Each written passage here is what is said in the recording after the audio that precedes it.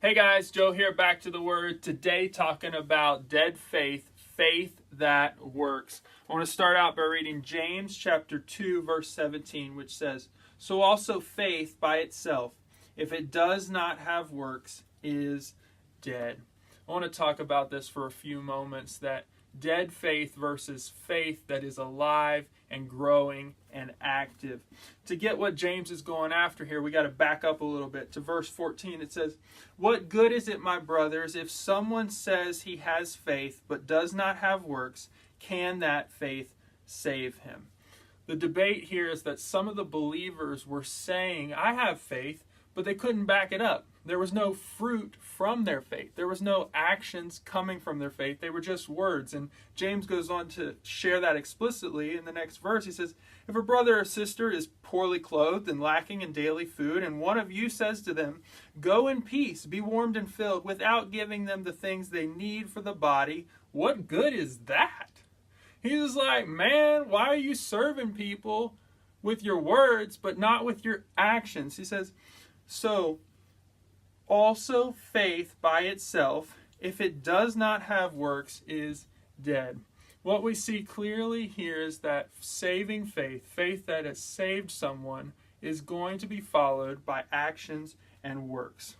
Now, we are not saved by works. Some of you may be buzzing and going off going, what about this? Like, works and faith, aren't those separate? It's faith alone. Yes, clearly we see in Ephesians 2, 8 and 9, it says, "For by grace you have been saved through faith, and that not of yourselves, it is the gift of God, not of works, so that no man can boast. For we are God's workmanship, created in Christ Jesus for good works, which God prepared beforehand that we should walk in them." The passage goes on, but what's exciting there is it says we're not saved by our works, but we are saved for good works. James is going to go on to say even the demons believe in God and tremble, but they don't have saving faith. So what's the barrier here? What's the difference? What James is calling us to here is he's saying faith that truly has trusted in Jesus, is saving faith that follows the Lord, is going to have actions come out of it. You're not saved by your works, but you are going to be saved for good works. Your faith is going to have works with it. You can't just divorce those two. You can't say I have faith and then not have any actions that follow it.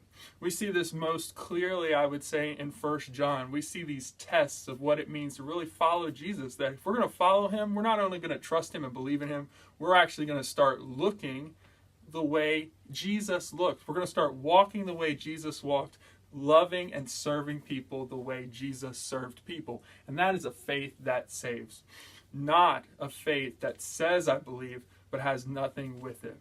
So, are you saved by works? No, but you are saved for good works. Your salvation is for something. And I want to challenge you, if you've just been having that verbal faith and it hasn't played out in actions, take that step. Truly place your faith in Jesus Christ and start actually believing and serving and acting it out. Have faith that works today. That's all I wanted to say. God bless. See you guys soon.